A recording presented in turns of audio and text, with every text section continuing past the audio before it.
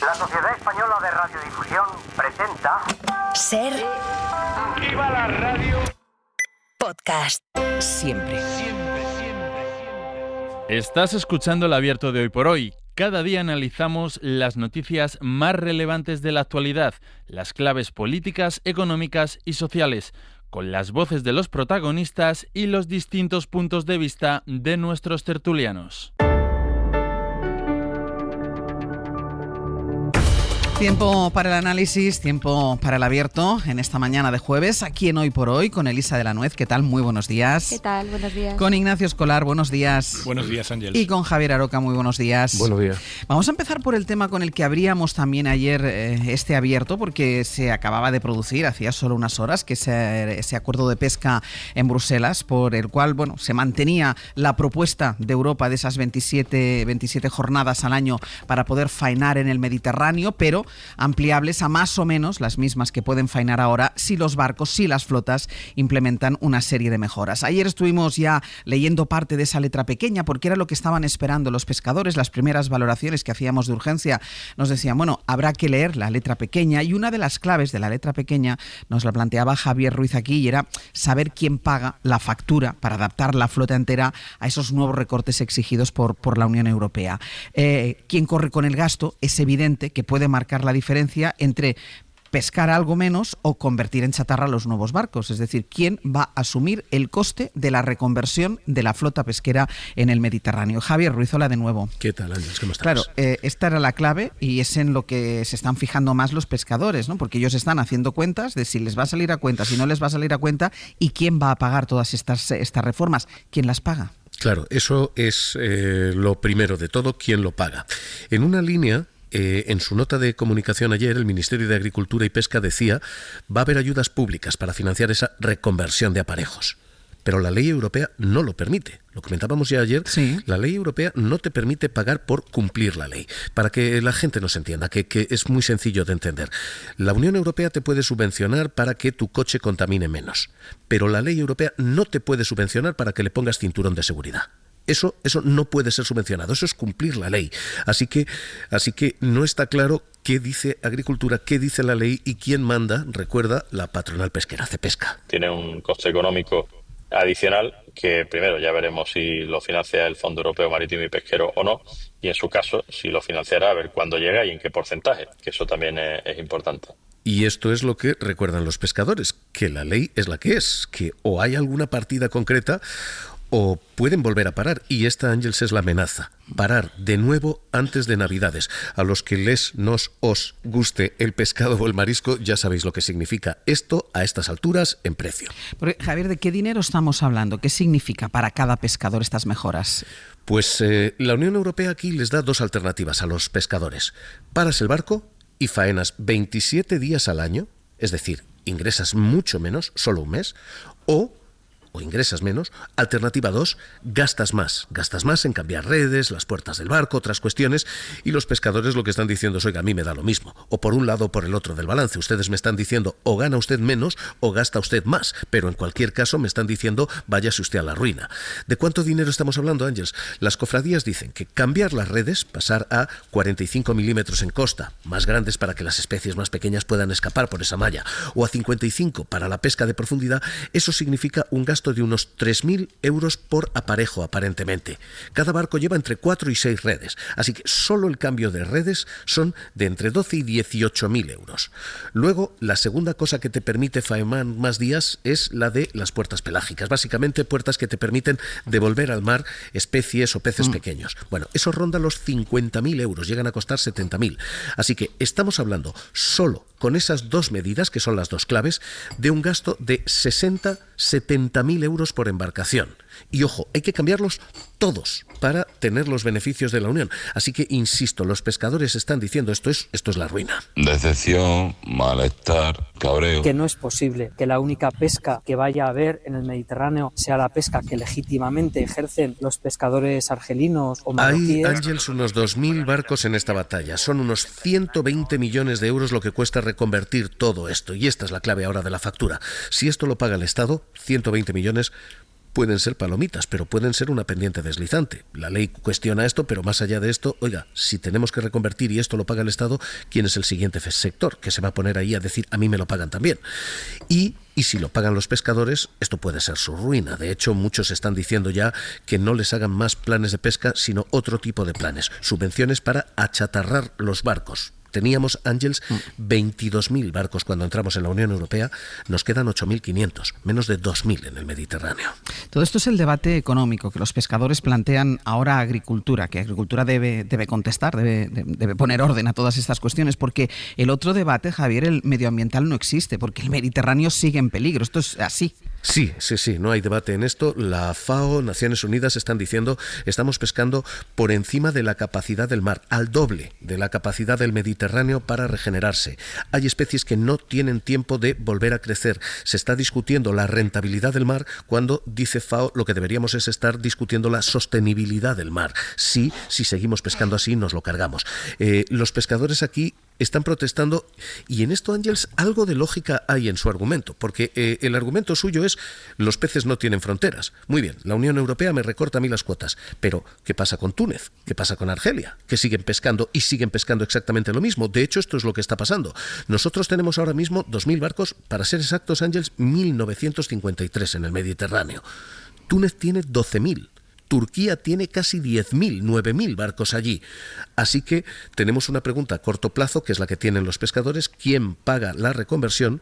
Pero tenemos otra a largo plazo, que es si se pueden dar respuestas locales, aunque sea a Unión Europea, respuestas locales a problemas globales. Javier, muchísimas gracias. Un abrazo. Es un debate, ya lo planteábamos ayer, es un debate interesantísimo. La palabra clave es reconversión, necesaria reconversión. ¿Quién hace frente a los gastos que supone esa reconversión? Estamos poniendo el foco en un sector en concreto, en el sector de la pesca. Podríamos ir más adelante, o en otros momentos lo hemos hecho, a otros sectores, pero ¿quién paga el precio de esa reconversión? Porque al final, si no hay reconversión, también van a ser los pescadores, Ignacio, los que paguen el precio, porque se va a acabar el material dentro del mar. Exacto, esa es una de las claves, que por supuesto que existe un precio por la regulación, pero existe otro precio por la no regulación. Es decir, el mismo sector pesquero, que si no es regulado se ahorrará un coste por las redes y por los cambios en los barcos, pagará ese coste a medio plazo o a corto plazo, no tendrá nada tendrá nada que pescar. Es decir, que en este tipo de asuntos creo que al final el debate es corto o largo plazo. A corto plazo es posible que los pescadores sean perjudicados, lo creo así, es decir, es posible que esta regulación a corto plazo les perjudique, y yo personalmente sí desearía que en cualquier reconversión de este tipo exista el dinero público. Lo damos como algo válido en las energéticas, ¿por qué no en la pesca? Es decir, si en otros sectores se está subvencionando y ayudando la reconversión que requiere la crisis climática y la crisis medioambiental, ¿por qué no en la pesca? Pero yo sí que creo yo defiendo que existan esas ayudas, pero creo que es necesaria esa reconversión, porque si no, a largo plazo los costes son mucho mayores. Algunas de las medidas tienen que ver con seguridad de los propios pescadores, donde existe una tasa de mortalidad muy alta, más elevada que en otros sectores todavía hoy. Y eso, pues, un coste económico, y no te digo personal, altísimo. Así que yo creo que sí, que entiendo también el debate sobre regular localmente algo que afecta globalmente. Es el mismo que tenemos con las emisiones, por ejemplo. Sí. Pero también hay herramientas de presión por parte de la Unión Europea. La Unión Europea negocia acuerdos de pesca con todos los países de la costa mediterránea africana. Es decir, que tampoco es una novedad que nosotros tengamos desde Europa herramientas de presión para también trabajar con esas flotas que operan en los mismos caladeros en algunas ocasiones. Aroca. Yo creo que no se puede desligar el debate ambiental del debate de la propia supervivencia de las empresas o del sector pesquero. Yo creo que van unidos, lo habéis dicho de distinta manera, pero no se pueden disasociar, porque si no parecería como si estuviéramos en dos bandos, ¿no? Los que defienden el medio ambiente y los que no lo defienden, y eso no es cierto, porque yo en este caso, como habéis dicho antes, creo que los principales interesados en que el Mediterráneo sea sostenible deben de ser los propios pescadores. Eso por una parte. Lo que es obvio y está basado en estudios científicos muy rigurosos es que el Mediterráneo está en una situación ya absolutamente insostenible, y evidentemente una determinada manera de hacer la pesca ha tenido mucho que ver con esa aniquilación, digamos, de los recursos pesqueros. Pero hay antecedentes, es decir, Europa lleva reestructurando su flota pesquera desde hace décadas. Se habló antiguamente de la política azul, existió en su momento, ahora se llama de otra manera, el IFOP, que era un fondo estructural dedicado precisamente a la ordenación de la infraestructura pesquera, y que hubo dinero público, dinero europeo para hacer reestructuración de la flota pesquera y de las artes, y incluso se disminuyó muchísimo la capacidad de pesca de Europa, y estamos hablando del Mediterráneo, pero si incluyéramos todas las flotas españolas desde Endaya hasta Algeciras, por la otra parte, por la parte atlántica, veríamos también cómo han sufrido la reestructuración. Dicho esto, bueno, habrá que seguir dándole vuelta y habrá que seguir presionando políticamente, porque no nos olvidemos que es una competencia comunitaria, no es una competencia española. Lo digo ya porque ya hay gente que está disparando en el lugar adecuado, ¿no? Inadecuado, ¿no? Decía antes Ignacio, los acuerdos de pesqueros. Bueno, los acuerdos pesqueros son con estos países que hemos citado para que las flotas europeas puedan pescar allí. Eso es distinto. Otra cosa es que las importaciones. Exactamente. El tema está en la política comercial común, es decir, cómo va a solventar, que por cierto actualmente lo solventa mal, el que entren en los mercados españoles capturas conseguidas con esas mismas artes que se prohíben en Europa, pero que se vendan en los mercados y que se vendan en los españoles. mercados sin respetar toda la política arancelaria. Eso es lo que hay que ver, pero lo que no puede ser es que tú, un pescador andaluz, le diga usted no puede pescar X centímetros o con tal red, y que esté entrando por el puerto de Algeciras, te esté entrando pues toneladas y toneladas y toneladas de pescado que te vienen a hacer la competencia y que encima no están respetando eso que consideramos un bien común, que es sostener el Mediterráneo. Elisa. Sí, no, totalmente de acuerdo. Yo creo que además esto es un reflejo más del gran problema europeo, ¿no? Que es que tus políticas de medio ambiente, tus políticas de sostenibilidad chocan en el corto plazo con muchos intereses, lógicamente en este caso de los pescadores, que además son colectivos, digamos, yo los llamaría vulnerables en el sentido que puedes llevar vulnerables a personas que no tienen fácil vivir de otra cosa, ¿no? Y esto siempre es un problema. Totalmente de acuerdo también con el tema del corto y el medio o largo plazo. Lo que pasa que es muy complicado, y eso sí que lo quería apuntar porque leí el otro día una cosa que me pareció interesante, que en general los seres humanos, para pensar en el medio o largo plazo, tiene que ver como que los beneficios son muy concretos, ¿no? Entonces, claro, el beneficio de que en unos años va a haber más peces o se va a conservar el Mediterráneo no es una cosa muy tangible desde el punto de vista de lo que tú puedes valorar. Y eso sí que creo que es una consideración que hay que tener en cuenta, porque todos estamos de acuerdo que el Mediterráneo está en peligro, las especies están en peligro, pero claro, cuando tú tienes tu flota pesquera o tus barcos y te dicen, no, pero es que si no lo haces así, en 5 años a lo mejor no pescas, esto no es una cosa tan fácil de aprender, ¿no? Desde el punto de vista de los intereses. Y luego también me parece lo que dice Aroca, es evidente que, claro, y esto se dice mucho, no solo con la flota pesquera, es decir, si las reglas de juego son diferentes y tú al final permites que otros países que pescan de otra manera te vendan el pescado a mejor precio, yo entiendo que los colectivos digan esto es un poco tomadura de pelo, ¿no? Y yo creo que por ahí efectivamente tienes que hacer algo. Dicho eso, totalmente de acuerdo en que parece necesario y parece fundamental conservar el Mediterráneo, como bien decís, por el interés en primer lugar de los propios pescadores. Sí. Pues vamos a hacer una pausa, vamos a seguir el asunto, vamos a ver en qué se concretan estas mejoras que tienen que implementar estos barcos para poder faenar los días como mínimo que están faenando este año, pero sobre todo quién paga esas modificaciones en las flotas para que esto sea posible. Vamos a hacer una pausa y vamos con la política.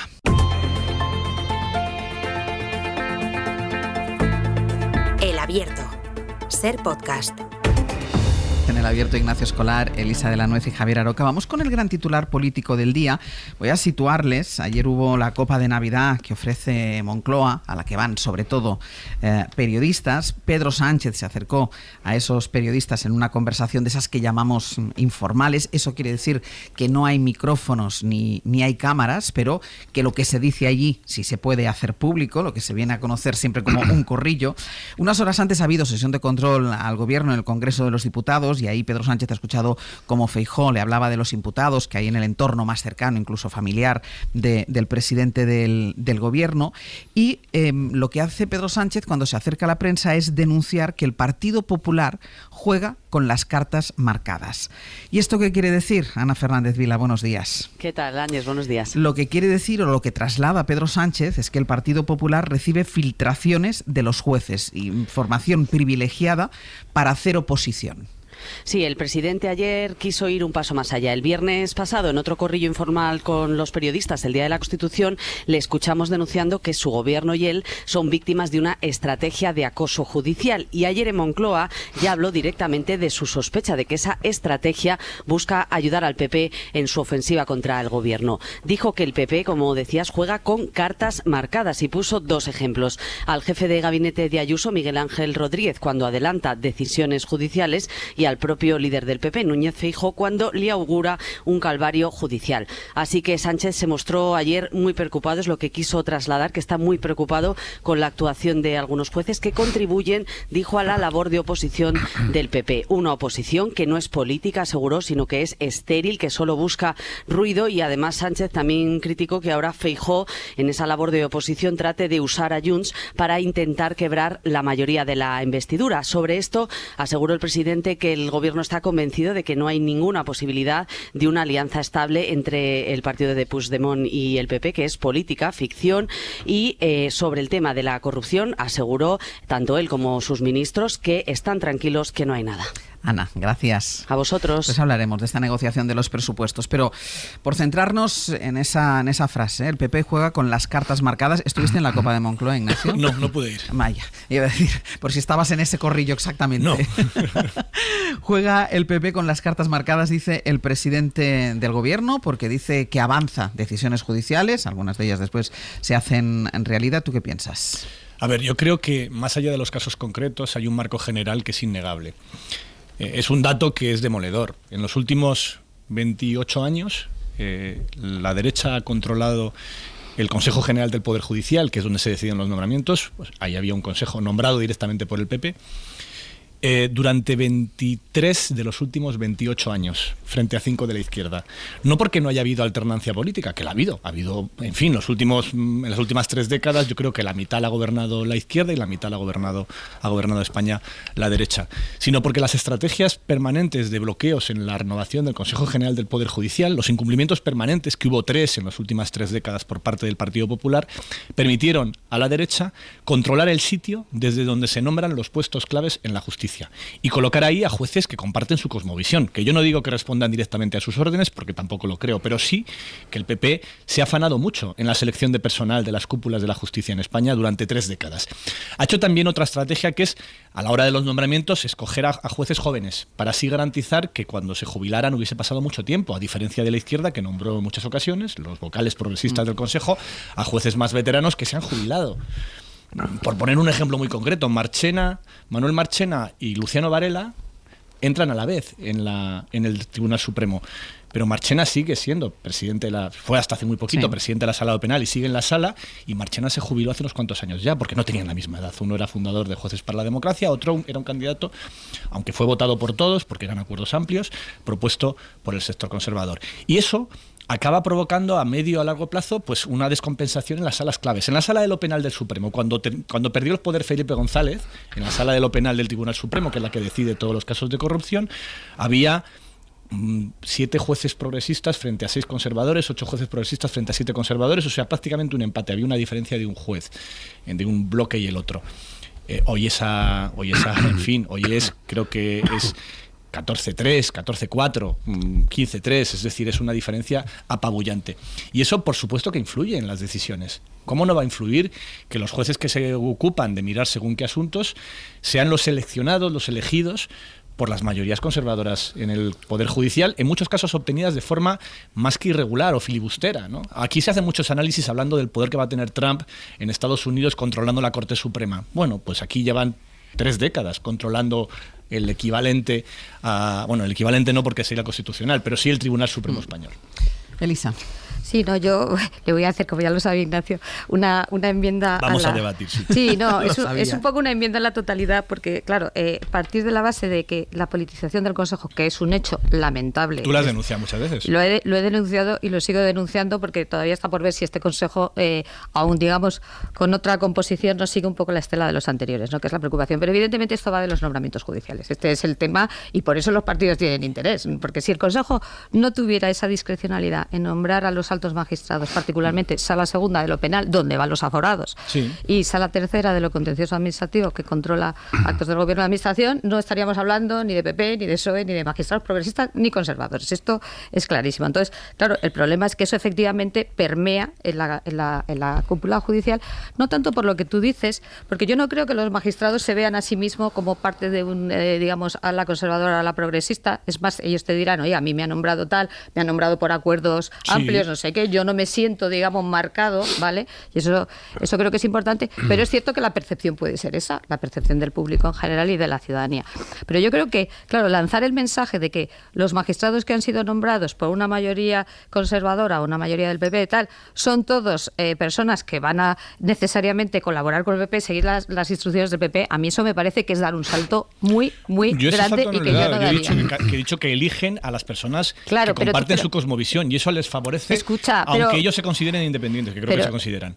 Ignacio, pero comparten su cosmovisión en la sala de lo penal, porque en la sala de lo civil tú no sabes qué cosmovisión comparten, no dejan de convertir en la de la laboral, ¿vale? Bueno, la realidad es que son todos de la PM. Bueno, que eso ya lo sé, o de la BEBE o de Jueces y Jueces para la Democracia, pero hay que decir que hablamos justamente de los sitios que le preocupan a los partidos políticos, porque tú, con perdón, o yo no sé, en la sala de lo civil es difícil decir, pues es la mayoría conservadora la que ha dicho una cosa, o la mayoría progresista si la hay. Por eso digo que al final estamos hablando de una cosa, y esto sí que lo quiero volver a repetir, que es que en España se confunde la responsabilidad política con la responsabilidad judicial penal, además. Entonces, es decir, es que, claro, y por eso viene todo este rollo de la oposición, del PP o del PSOE cuando está en la oposición, es que como la única responsabilidad que parece haber en este país es que le imputen a usted o le condenen en una sentencia a la sala de lo penal, que insisto, es la que condena a los políticos aforados, claro, estamos en una especie de, no sé cómo decirte, es que esto no es normal, y esto es otra cosa que me gusta decir, es que si hubiera responsabilidades políticas, digamos, que se asumieran tranquilamente sin necesidad de que te tenga que condenar el Tribunal Supremo, todo esto estaría mucho menos contaminado. Y yo este mensaje sí que lo quiero dejar porque me parece que es importante. ¿Tendréis tiempo de más rondar, Oca, antes de ir a publicidad? No, yo haría otro enfoque. Evidentemente a mí no me gusta como no me gusta ni la existencia del Consejo General del Poder Judicial. Hay otros estados compuestos, pongamos que Alemania, en donde se sobrevive perfectamente y funciona la justicia mucho mejor que aquí y no hay Consejo General del Poder Judicial. Ni siquiera voy a ir a eso, ni cómo se elige el Consejo, que como la manera de elección sobrevuela incluso el propio parlamentarismo y la propia pluralidad del Estado español. No voy a eso, primero voy a cuestionar las propias palabras del señor presidente. Yo creo que esas palabras son muy gruesas para decirlo en un corrillo de una copa de Navidad. Si quiere decir algo de eso, que lo diga de manera firme y además contundente en el lugar adecuado. Eso es lo primero. Segundo, pues esto no es nuevo. Hemos hablado de este señor de Madrid, pero nos hemos olvidado que alguien dijo, un exministro, que controlaba al Supremo por la puerta de atrás. Otro dijo, esto te lo afinan en la Fiscalía. Es decir, aquí lo que hay es un problema que si el presidente ha llegado a esa conclusión, lo que tiene que anunciar ya inmediatamente es una reforma de las leyes procesales para que este país se incorpore en la modernidad democrática judicial de Europa, que es donde no estamos. Porque claro, todo esto que estamos hablando de filtraciones, ¿por qué ocurre? Pues ocurre porque tenemos unas leyes que permiten, sin que se persiga, que un imputado sea considerado como culpable en la instrucción y además que se le persiga y se le humille en el mismo proceso y que, por ejemplo, las cámaras de televisión o los periodistas lleguen a un lugar procesal antes de que llegue o que se entere el propio imputado. ¿Y eso por qué ocurre? Porque hay filtraciones de jueces, de fiscales, de cuerpos judiciales de las policías, etcétera, etcétera. De los abogados. Bueno, pero fundamentalmente me refiero aquí a los que tienen gran responsabilidad y se podría controlar mediante una reforma legal en profundidad que cuestione de una vez nuestro Poder Judicial y que haga unas leyes procesales democráticas y que demos un salto desde el 77, que fue cuando se creó la Audiencia Nacional con forceps, para que tengamos por fin un Poder Judicial adaptado a los momentos democráticos y que no permitan que ningún juez ni ninguna asociación judicial, que tienen menos de asociación y más de partido político, tener la tentación de practicar la juristocracia. ¿Qué es lo que está pasando? Que algunos jueces se han quitado la toga y se han puesto la camiseta deportiva y en vez de hacer justicia lo que están haciendo es política.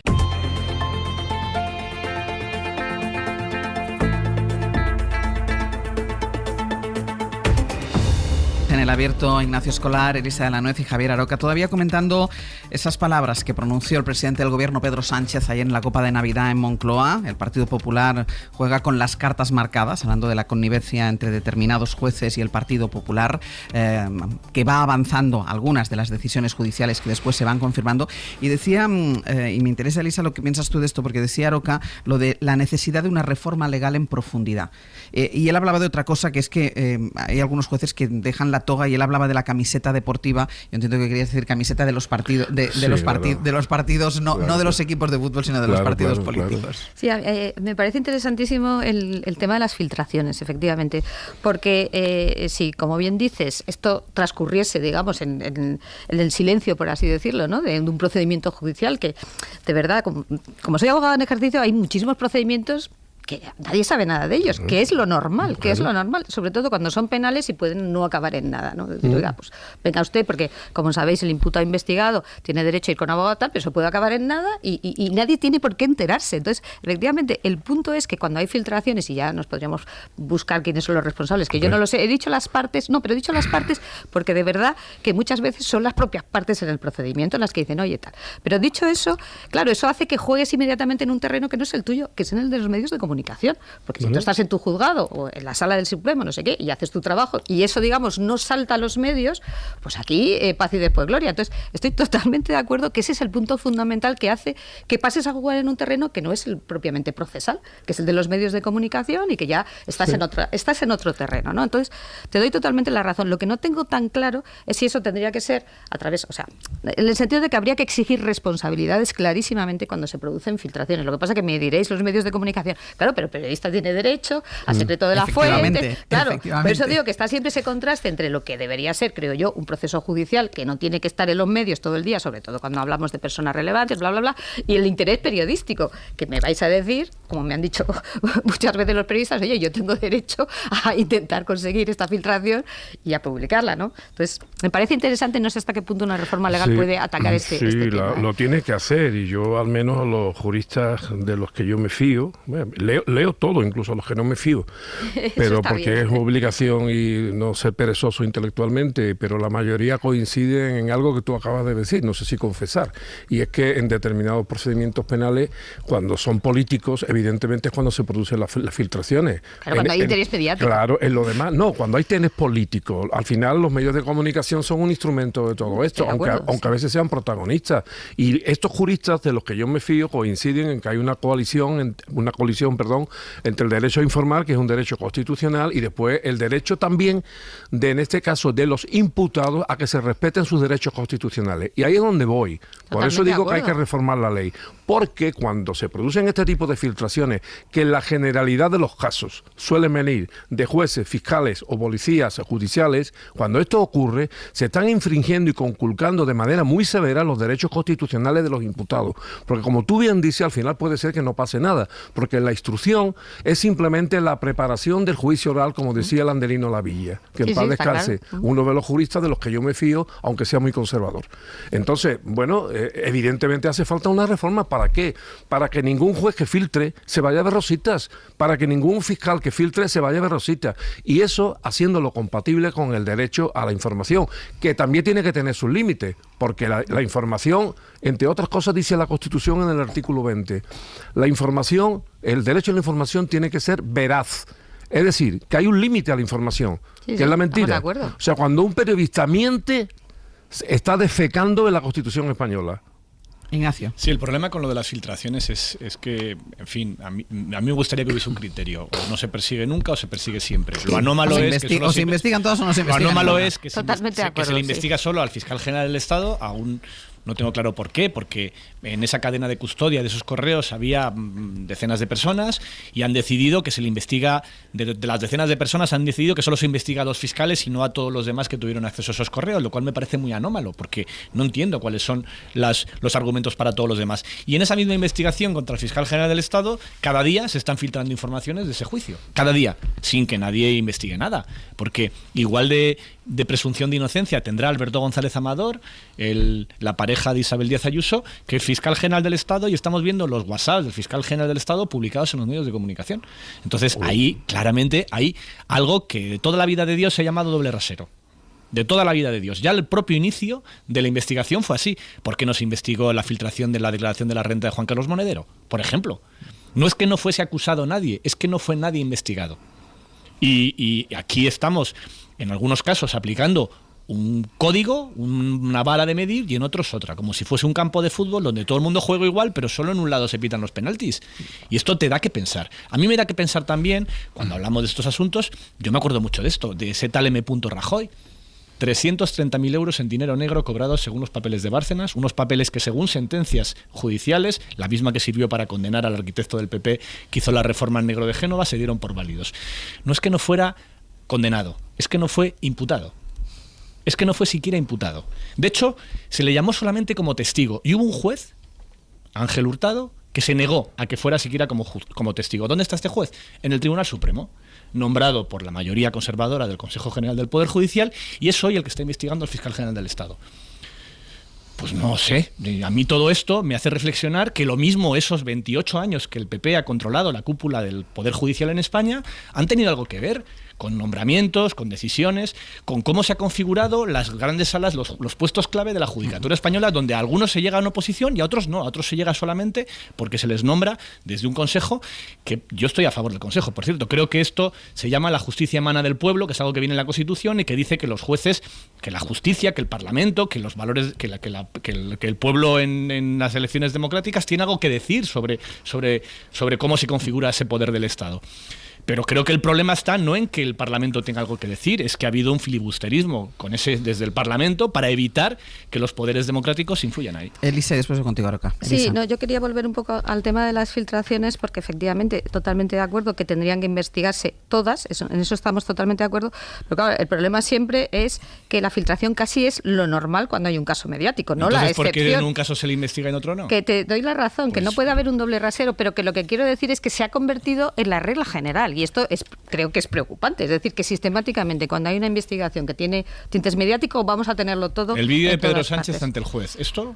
Ignacio, es todos los días. Que Ignacio, por eso digo que a mí lo que me parece mal es que sistemáticamente se filtre. Pero habéis apuntado una cosa también muy relevante, que es la cadena de custodia. Es que, claro, tocar un papel en un juzgado lo toca un montón de gente. Entonces, averiguar si ha sido el juez, ha sido el fiscal, ha sido el oficial, ha sido el abogado, es dificilísimo. Entonces, simplemente apunto que me parece un problema las filtraciones en los juicios políticos y mediáticos, un problema grave.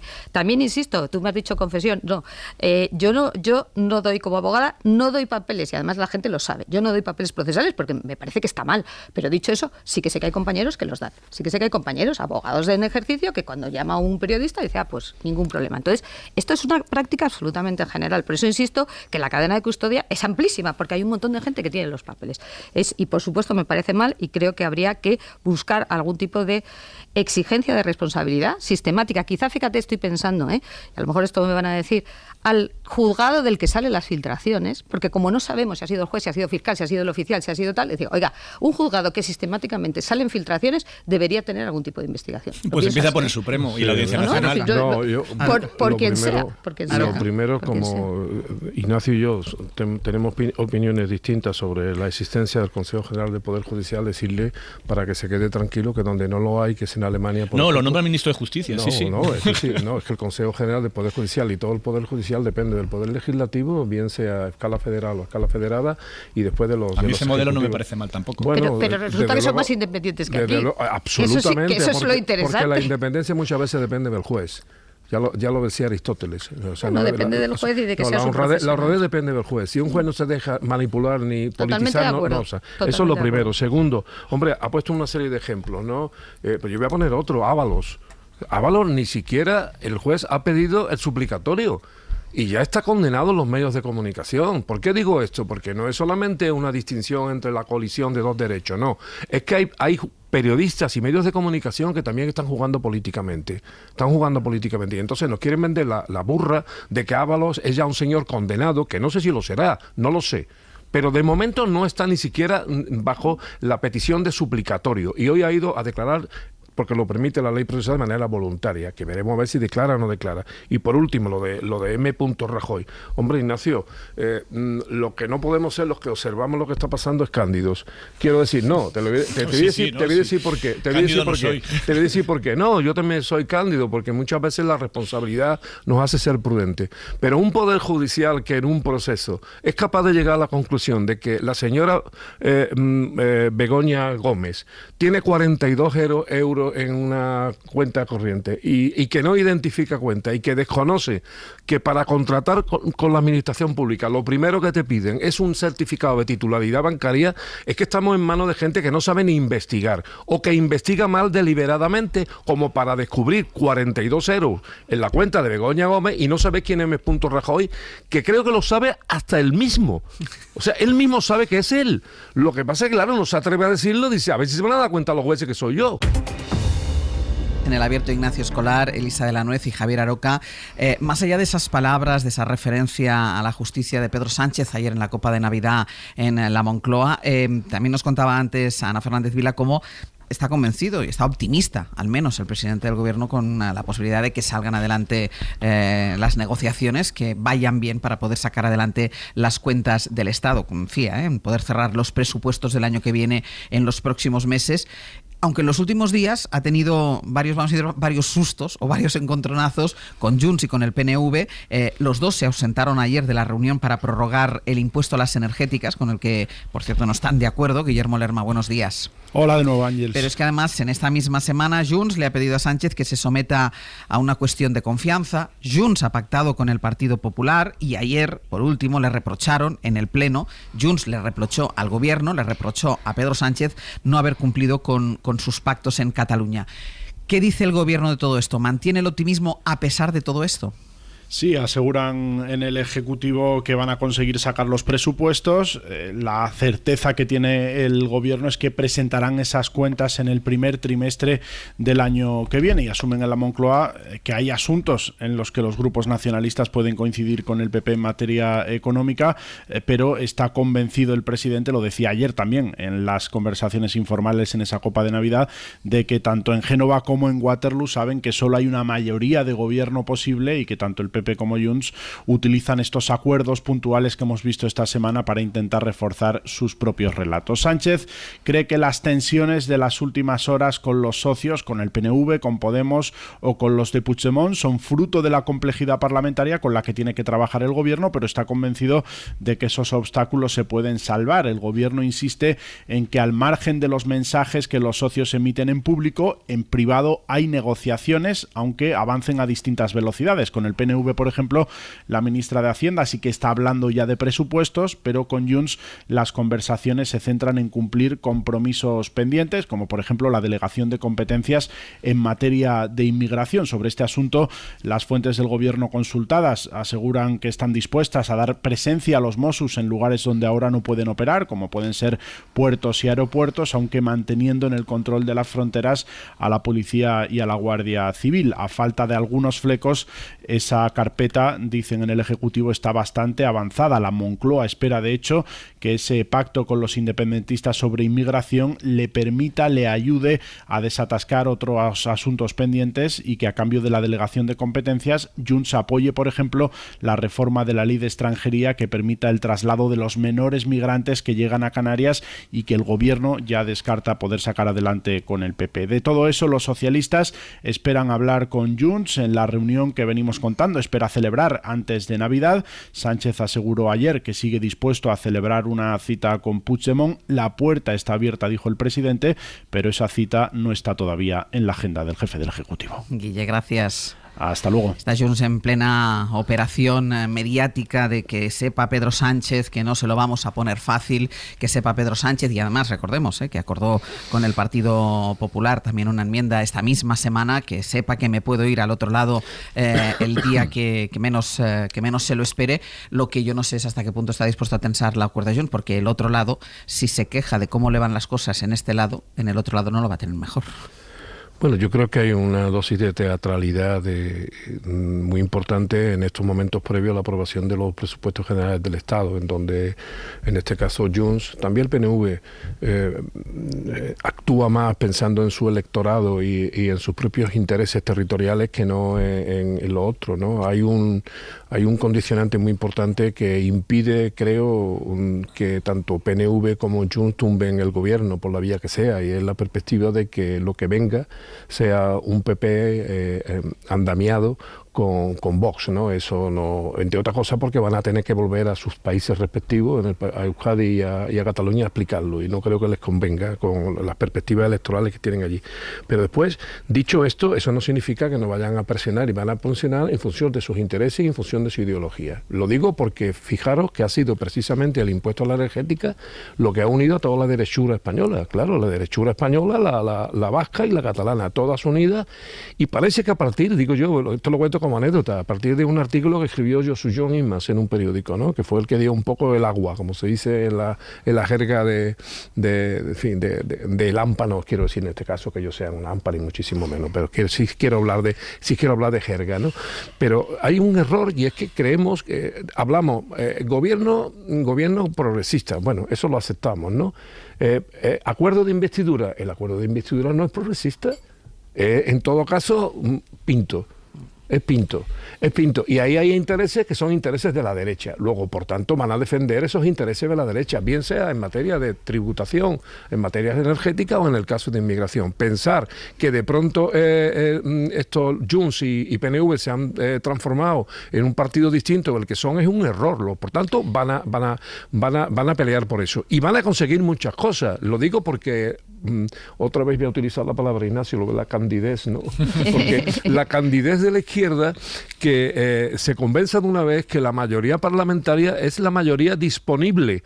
No una mayoría ideológica progresista. Por tanto, iban a salir acuerdos para políticas que no van a ser 100% progresistas. Esta mañana recordabas tú, Ignacio, en las claves unas palabras que dijo ayer Rufián en los pasillos del Congreso, cuando le preguntaron, y dice, deles tiempo, hablando de Junts, deles tiempo, que acabarán votando y acabarán al lado del Partido Popular. Por defender los intereses del gran capitalismo, estos partidos de la derechura venden a su madre. Ignacio. Sí, yo creo que me refería a las palabras de Rufián, que dijo ayer que más tarde o más temprano veremos a Junts votando como presidente Alberto Núñez Feijóo.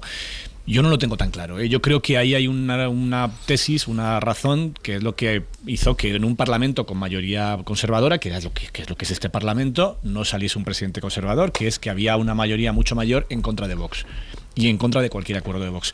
Y que eso sigue siendo un factor. ¿O cómo va a explicar Junts a su gente que se pone en un tripartito con Vox y con Feijóo? ¿Cómo es el pacto? Porque yo sí veo capaz perfectamente a Alberto Núñez Feijóo de indultar o de dar amnistía o de dar algún tipo de acuerdo con Junts que sirva para la situación personal en la que está Carles Puigdemont.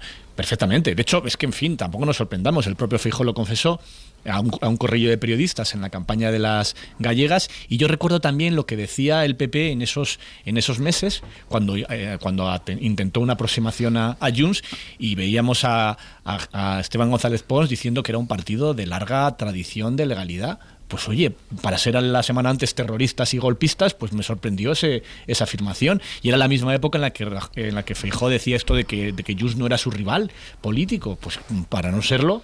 Es decir, que ahí no es una cuestión de la capacidad de decir donde digo que tenga la derecha, o del pragmatismo que tenga, sino de que el resto de los socios no se lo permitirían o tendrían complicación. Me cuesta ver a Ayuso apoyando esa investidura con Junts, me cuesta mucho. ¿Y a cambio de qué? Porque evidentemente Junts está pidiendo hacer valer sus diputados, también lo haría con la derecha y habría que... reclamaría las mismas contraprestaciones que está reclamando con el Partido Socialista. Lo mismo. Entonces eso veo muy complicado. Lo que sí que creo es que la estrategia de negociación de Junts consiste en que todo sea público, que los máximos sean públicos.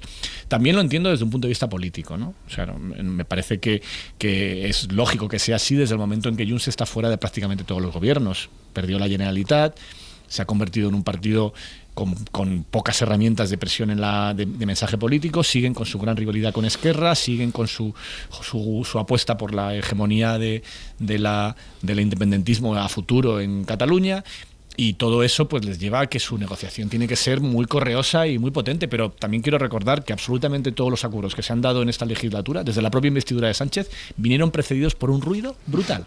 O sea, parecía imposible que se pusieran poner de acuerdo en nada y al final de repente se ponían. O sea, que ya veremos cómo acaban los presupuestos. Elisa.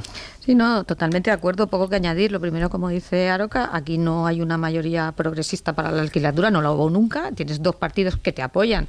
Cuando te apoyan, que son de derechas y que lógicamente se deben a su electorado, porque que es lógico, oiga, te votan para hacer unas cosas y haces las contrarias, pues no te va a ir bien, ¿no? Y eso, totalmente de acuerdo también con lo que dice Ignacio, que aquí tenemos lo digo a veces, una coalición negativa, es decir, estamos en coalición con el gobierno porque nos parece que lo que puede venir es peor, pero no nos engañemos, tenemos una ideología diferente y unos intereses diferentes, y eso es así y es lo que estamos viendo a lo largo de la legislatura. También de acuerdo en que Junts necesita presionar mucho con sus famosos 7 diputados, porque es realmente el peso específico que tiene. Y también yo creo que apuntar una cosa que quizá es un poco el tema más de fondo, que yo creo que el gobierno tendría que asumir, lo que pasa es que claro, con este clima político de extremada polarización, que si quieres sacar adelante unos presupuestos tendrás que ir para un lado y para otro, y que efectivamente no te va a salir tus presupuestos porque sencillamente no tienes mayoría para sacarlos como tú quieres. Y esto es lo que hay. Yo creo que esto lo tiene asumido, Elisa. Sí, pero con el relato este de sí, pero no, pero entonces le doy a Podemos, pero entonces le doy a Junts, en algún momento vas a tener que decir, pues tendré que ir por aquí, que no me gusta, porque es que si no, no me votan los presupuestos, y no pasa nada, ¿no? Pero eso, tú dices, lo tienen asumido, pero el relato no lo tienen tan asumido, ¿no? Porque cuando te lo cuentan parece que... no. Sí, pero al menos habría que exigirle al gobierno progresista, no digo a la mayoría que lo sustenta, sino al gobierno progresista, que en el producto final, ya que hemos hablado hoy también de consumo, los ingredientes se han equilibrado en función de la ideología de los presentes en el producto. O sea, lo que no tendría sentido... Y que sean coherentes, ¿no? Es que en ese producto resultante, hablemos, por ejemplo, en materia tributaria, ¿no? Lo que no tendría sentido es que del gobierno salga una medida, que luego aprobada por el Parlamento, por supuesto, en donde los ingredientes vayan más en favor de la derecha, de la derechura española. Cuando digo derechura es porque los meto a todos, ¿no? Y no del Partido Socialista y de sus socios progresistas, ¿no? Entonces no tendría sentido. Entonces sería una concesión más allá de la posibilidad real de la mayoría disponible. Es decir, lo digo, sería una bajada de pantalones, digo para que se me entienda. Pues probablemente sí.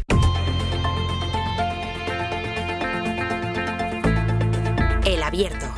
Ser Podcast. En el Abierto, Ignacio Escolar, Elisa de la Nuez y Javier Aroca. Nos vamos a ir a Siria, nos vamos a ir a Damasco. Ahí está el enviado especial de la cadena SER, Nicolás Castellano. Nico, ¿qué tal? Buenos días. Hola, Ángel, de nuevo. Buenos días. Nico, estás en el hospital. Nos describía ayer Miguel Flores la cárcel de Sennaya, las torturas, cómo todavía no se sabía si quedaba ahí restos, cadáveres entre los muros de esa cárcel. Nos relataba la desesperación de los familiares, muchos de ellos regresados del exilio, que quieren ir ahí para intentar encontrar a sus familiares desaparecidos. Y tú estás ahora en un hospital donde están ingresados los presos o algunos de los presos que se han podido liberar no solo de esas, sino de otras cárceles donde el régimen de Bashar al-Assad ha practicado la tortura sistemática. Sí, de hecho, Ángel, estamos con ellos, con los auténticos supervivientes. Decenas de presos, muchos de ellos en un estado mental deplorable, que no recuerdan ni siquiera su nombre. La doctora nos acaba de decir que no había visto nunca nada parecido con un estado tan deteriorado. De hecho, hay gente que está delirando, que dice palabras sin sentido en algunas de las salas de espera, pero algunos sí que han podido verbalizar lo que han pasado. Por ejemplo, Qasem, que lleva 9 años en la prisión de Sennaya. Él quiere algo para olvidar de los 9 años que pasó en la cárcel. Él quiere algo que le hace olvidar lo que...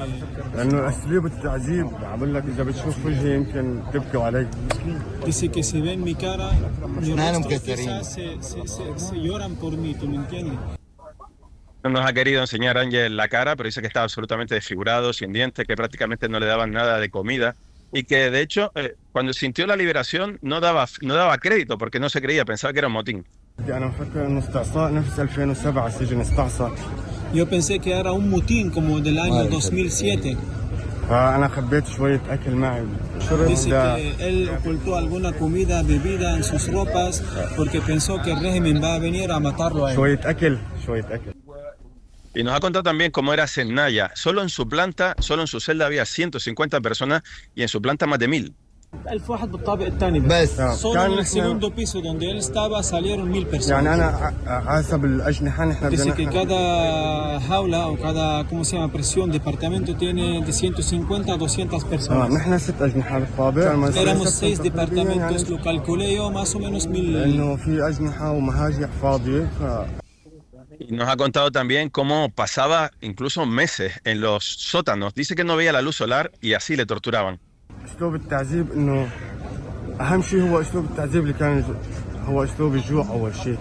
Primero hacerlos pasar hambre. Nos privaban de todo. Dice que ellos ponían un gran plato, pero tenía poco de comida delante de nosotros todos. La persona responsable de la celda de ellos o nos priva de esta comida, poca comida, o lo arrojaba así sobre nosotros. Además de la poca comida, Ángel, le golpeaban permanentemente, dice, con unos garrotes y a veces les torturaban también en el sótano y que ha perdido a muchos compañeros. Hemos hablado también con su padre que le acompaña, un padre que está incrédulo. Hace 2 años, Ángel, le habían entregado el carnet de identidad de su hijo para decirle que estaba muerto. Así que cuando su hijo le llamó por teléfono no daba crédito de que estuviera vivo. Dice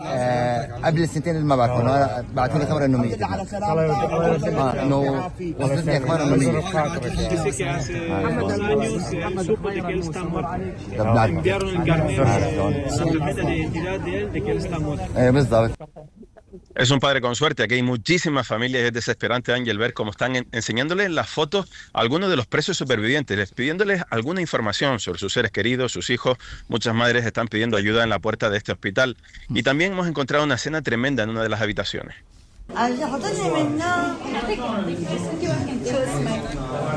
Es una joven que está delirando, Ángel. No sabe su nombre, no sabe su edad, delira.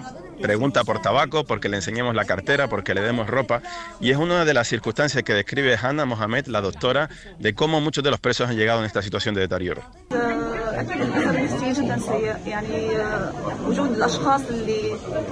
Dice que los presos han llegado en shock y que le llama la atención porque muchos de ellos parecen auténticos vagabundos, como si nunca hubieran recibido ningún tipo de atención médica, según han narrado algunos de los supervivientes. Esta es la fotografía que estamos viendo, Ángel, en este hospital convertido, pues eso, en una auténtica sala de testimonios de horror, y con estas familias desesperadas que se agolpan, que siguen llegando, enseñando fotografías en papel, en sus teléfonos móviles, pidiendo algo de información.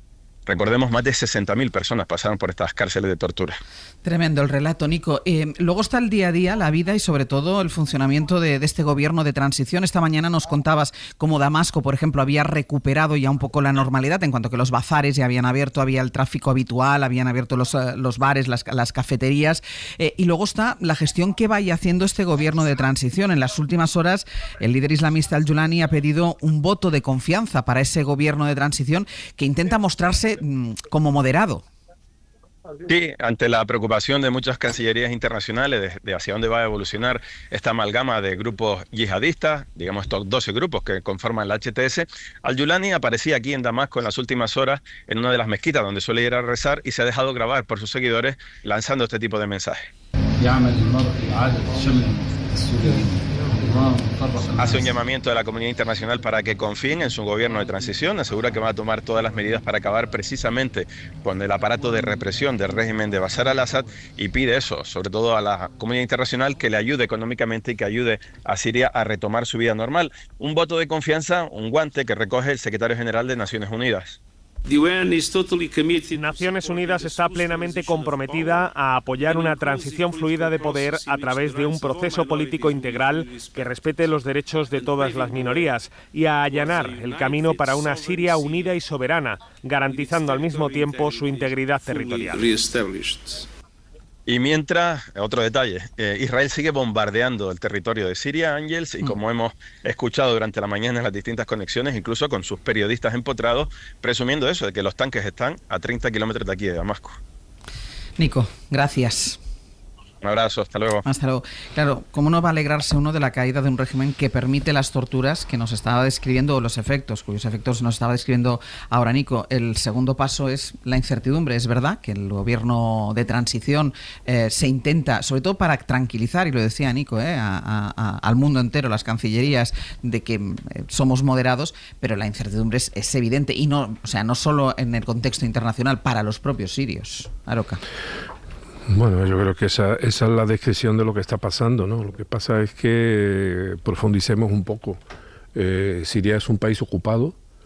Lo primero que tendríamos que hacer, a mí me han gustado las palabras de Antonio Guterres, sí, ¿no? Pero claro, el problema es que las Naciones Unidas ya están en un camino de deterioro que no sé qué influencia van a tener, pero queremos una Siria libre, ¿no? Y democrática. Bueno, lo primero que tienen que hacer es irse los americanos, irse los turcos, irse todos los grupos más o menos irregulares que hay allí, incluso que se que se desmantelen las bases rusas, y por supuesto que Israel se quede en su casa y no esté amenazando, pero bueno, de pronto todo el mundo se ha abalanzado sobre los despojos del régimen de Al-Assad sin respetar de momento la voluntad de los sirios, porque quieren los sirios que estén allí, los rusos, los americanos, los turcos, los israelíes. Bueno, eso es lo que hay que determinar, pero si no, nos están contando una milonga. Ignacio. Yo creo que en este tema hay una cuestión que es fundamental, que es que el hecho de que esta persona sea un dictador sangriento, que es así, que es evidente, que claramente además hablamos de, en fin, un dictador hereditario, ni siquiera, o sea, esto viene de muchas décadas ya. ¿Ya lo era su padre? Ya lo era su padre. No nos nuble que el futuro pueda ser igual de malo o peor, porque a mí me preocupan los precedentes no solo de Irak, sino sobre todo de Libia, que ha ocurrido después de que cayeran regímenes, desde luego autocráticos y sin ningún tipo de valores democráticos ni de respeto a los derechos humanos. Y creo que esa debería ser la prioridad. Evidentemente alegrándonos mucho de que haya un dictador menos en el mundo y menos uno tan sangriento como era Al-Assad, por cierto, con la complicidad de un sector de la izquierda también en todo el mundo, lo cual a mí me preocupa personalmente. Publicamos hace poco un artículo de Alberto Garzón muy bueno hablando de cómo la izquierda podía defender a Al-Assad, que evidentemente no lo entendía, y yo tampoco, una parte, no toda la izquierda. Pero sí que creo que habría que buscar desde la capacidad internacional medidas para intentar que esas promesas de moderación de los rebeldes actuales que han ganado el poder, que vienen de donde vienen, pues sea una realidad. Asumiendo también, como dice Aroca, que estamos entre una anomalía de lo que ocurre con el respeto a los derechos humanos en el mundo, que esta misma ONU es a la que nos respeta Israel cada día desde hace décadas y que incumple de manera permanente cualquier tipo de resolución sobre los derechos humanos. Y que, por cierto, regímenes torturadores, empezando por Arabia Saudí, que troceó a un periodista, y que le han dado un mundial. Sí. Y que está completamente normalizado en el ecosistema mundial de relaciones internacionales, porque además de ser un dictador y un torturador, es rico. Elisa.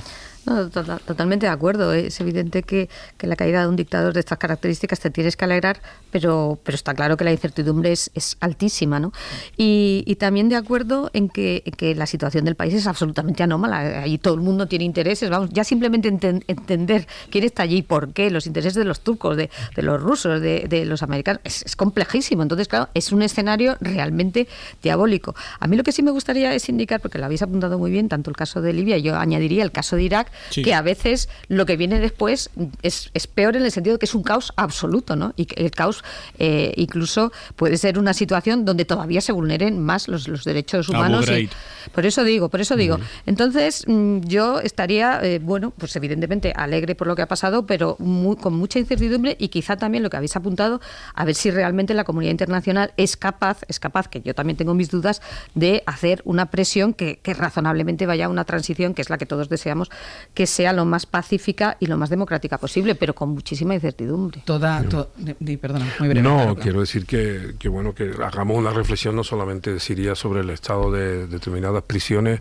Ha citado, hemos citado Ignacio lo de Abu Ghraib, pero esa era de Estados Unidos. También podemos hablar de Guantánamo, y podemos hablar también de las cárceles en Israel, que parece que no nos preocupa demasiado en las condiciones que están allí los combatientes, que en este caso no sé si se le puede llamar también rebeldes o no, de Palestina, que están luchando por la liberación de su pueblo, ¿no? Aquí, en función de quién se trate, uno es rebelde o no lo es, ¿no? Y eso también lo tendríamos que evitar en nuestra propia terminología, porque un militante de Al-Qaeda o de Al-Nusra no es un rebelde. La crisis de Siria, el inicio de la guerra civil en Siria, provocó una salida masiva de refugiados. Han aprovechado la ocasión, estamos hablando nosotros de incertidumbre de cara al futuro, pero ha aprovechado la ocasión algunos países para suspender las reclamaciones de asilo, las peticiones de asilo de sirios, sin saber si su país tiene una cierta normalidad o en qué se convierte su país. Y eso me lleva a hablar un tema de inmigración y que tiene que ver con Europa. Ayer, por cierto, que estuvo el rey Felipe VI de viaje oficial a Italia, hizo un discurso ante las dos cámaras, histórico, porque además solo lo han hecho papas, ningún otro jefe de Estado lo había hecho. Se dirigió, había cerca de 500 senadores y diputados, y también estaba presente el gobierno de la ultra Giorgia Meloni, y le recordó primero la importancia de no olvidar el pasado, en referencia a la memoria histórica, pero también habló de la obligación de dar un trato digno a las personas migrantes. Debemos, como europeos, seguir dando a los inmigrantes el trato digno que se le debe a todo ser humano. Y necesitamos coordinarnos cada vez más para que el Mediterráneo sea un espacio abierto, próspero, pacífico y sostenible, pues en ello radica la esperanza del futuro para todos los países ribereños y, por ende, de la propia Europa. Hacía un llamamiento Felipe VI a respetar los valores europeos, aunque el efecto que tienen estas palabras o que puedan tener estas palabras es más que discutible, porque además lo estaba diciendo en Italia, que todo el mundo conoce el comportamiento de Italia y las medidas de Italia contra la inmigración. Corresponsal comunitario Enrique García Pozo, buenos días.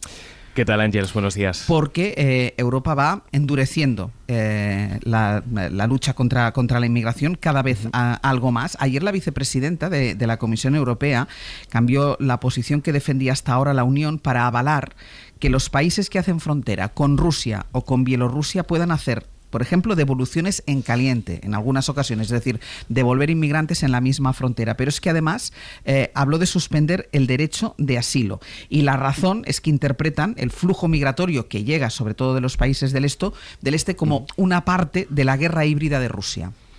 Sí, podemos decir que en este capítulo la comisión donde digo, ¿no? Porque lo que era totalmente impensable hace apenas unos meses, hoy se asume con tanta facilidad que lo escuchamos en la voz de la nueva vicepresidenta y responsable de Seguridad y Democracia. With the member states affected by hybrid threats resulting from weaponization of migration and strengthening security at the EU's external borders. Y llega además, Ángels, en una semana en la que una cascada de países han ido congelando las solicitudes de asilo para los ciudadanos sirios. De nuevo la migración vuelve a enfocarse en Bruselas desde el prisma de la seguridad, y de nuevo la Comisión responde con fórmulas que, aunque se instalan en la premisa de la temporalidad, corren el riesgo, así lo denuncian ya las organizaciones humanitarias, de que conviertan en normal lo que antes era censurable cuando hablamos de derechos humanos. Vamos al contexto. El pasado octubre, Donald Tusk, el primer ministro polaco, propuso suspender temporalmente el derecho al asilo en ese país. Su argumento pasaba por la amenaza iniciada desde 2021 por la vecina Bielorrusia, pero también por Moscú, que a juicio de Varsovia intenta desestabilizar a la Unión a través de los flujos migratorios. Esa idea se compartía entonces en Bruselas. Desde hace tiempo se habla aquí de guerra híbrida y de cómo Rusia y Bielorrusia utilizan la migración irregular para desestabilizar a los países de la Unión. Pero entonces, en octubre, se consideró inadmisible la propuesta de Varsovia. Bueno, pues ahora esta nueva comisión no solamente la abraza, sino que la extiende y hace extensible esa propuesta a los bálticos, a Estonia, a Letonia, a Finlandia. The exceptional situation of migration from Belarus and from Russia. Suspender el derecho al asilo de forma temporal y avalar las devoluciones en caliente, porque Rusia y Bielorrusia utilizan a los migrantes para desestabilizarnos. Los estados podrán limitar este derecho fundamental, aunque siempre que ocurra dentro de condiciones muy estrictas, explicaba ayer la nueva vicepresidenta y comisaria de Soberanía Tecnológica, Seguridad y Democracia, aunque sin acotar los límites de esa excepcionalidad y con una respuesta muy vaga cuando se le preguntaba por las devoluciones en caliente en la frontera oriental. Según varias organizaciones, Ángels, en la frontera entre Polonia y Bielorrusia ya se están produciendo expulsiones ilegales, devoluciones en caliente. Y según datos de Frontex, porque esto es importante, tras los ucranianos, que sabéis que tienen un estatus oficial, digamos, en materia de asilo, las personas que están cruzando ahora mismo la frontera oriental de la Unión vienen, en este orden, de Etiopía, de Somalia, de Eritrea y de Siria. Gracias. Hasta luego, Enrique. A vosotros, hasta luego. Hacia ahí camina la Unión Europea en materia migratoria. Y una última cosa, porque faltan 10 minutos para las 10 de la mañana, que es la hora que está señalada, que está marcada para que empiece la declaración que va a concentrar toda la atención política y mediática, la de José Luis Ábalos. Miguel Ángel Campos, buenos días. Buenos días, Ángels. ¿Ha llegado Ábalos ya? Sí, hace 10 minutos, a las 9:40 exactamente, bajaba del taxi y entraba en la audiencia, en el Tribunal Supremo. ¿Y qué se prevé que diga? Bueno, la situación que tenemos, Ángels, es que debido a ese aforamiento, Ábalos aún no ha sido formalmente investigado. No se ha producido, como se ha ocurrido con Koldo Aldama, un análisis de su patrimonio. Eso es relevante porque cuando la Fiscalía Anticorrupción le pregunte si cobró 600.000 euros en comisiones, directamente va a decir que no, y no va a haber forma de repreguntar, de decirle, usted lo niega, pero ¿cómo es posible entonces que estuviera tantos meses sin realizar extracciones del cajero? Todo apunta a que usted tuvo ingresos en metálico, como pasó con Koldo. Ábalos, Ángels, va a negar el cobro de comisiones y el amaño de obras en el Ministerio de Transportes durante su etapa, tal y como denunció Víctor de Aldama. Los puntos más débiles para el exministro son las adjudicaciones de las mascarillas a la trama, la acreditada implicación de Koldo García, su asesor de confianza, así como los supuestos pagos en especie de Aldama, es decir, el alquiler de un piso a su compañera sentimental, la vivienda de la línea de la Concepción para el disfrute de Ábalos o la firma de un contrato para el alquiler con opción de compra de un piso de 2 millones en la Castellana. Ábalos va a responder que ni tuvo las llaves del piso en Madrid y que la casa de Cádiz fue un alquiler lícito, y en este sentido va a presentar documentación. La declaración, recordamos, Ángels, con el estatus de imputado de Ábalos, es voluntaria y por ello no van a poder imponerse medidas cautelares al exministro. Van a preguntarle el propio juez, el fiscal, su propio letrado y el abogado de Víctor de Aldama, José Antonio Choclán, así como el letrado de Koldo, y como única de las 7 acusaciones presentadas estará el Partido Popular. Han intentado el resto de las acusaciones populares al menos estar como oyentes, pero de momento el juez ha dado la negativa por respuesta. Pues veremos en los próximos minutos, en las próximas horas, qué es lo que da de sí esta declaración de Ábalos. Campos, gracias. Hasta luego. Hasta luego.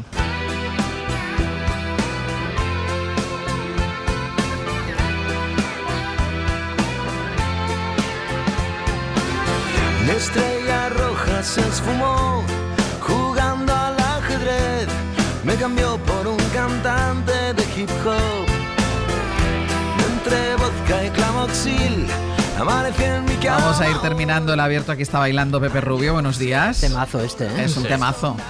Ana Uzle, ¿tú no bailas? Bueno, estaba aquí ahora apuntando cosas. Tú estabas trabajando. Yo me doy más al trabajo. Eso que me han criticado esta mañana esta canción porque dice que tiene una rima fácil, lo de te fuiste a Moscú y me dejaste sin menú, que como que es fácil, como que lo de... Habla tú, que decía eso, que dice que es fácil, que la gane. Que todo lo que rima es verdadero. Moscú es difícil de rimar, ¿eh? Moscú. Sí. Tú. Bueno, como abogado. Bueno, pero ministerio... Oye, tarjeta amarilla. No, yo lo digo no porque... son ni las 10 de la mañana. Hemos estado hablando de abogados y de jueces hace un rato. Tarjeta amarilla. Lo estoy ligando todo. Atención, que está usted apercibida. Es que ya, no puede ser.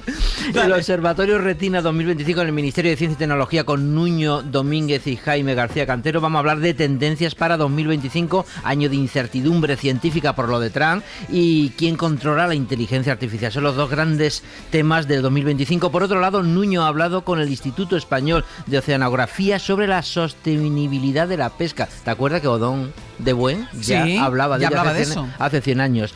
Y por último, la guerra tecnológica entre China y Estados Unidos. ¿Quién va a llegar por segunda vez a la Luna, China o Estados Unidos? Ahí está el tema. ¿Qué más? Luego, usted no sabe con quién está hablando. O sea, vas a ir a un sitio, vas a conocer a alguien del que no sabes nada. Vale. Lo siento, Ángels, habéis quedado en el Santiago Bernabéu.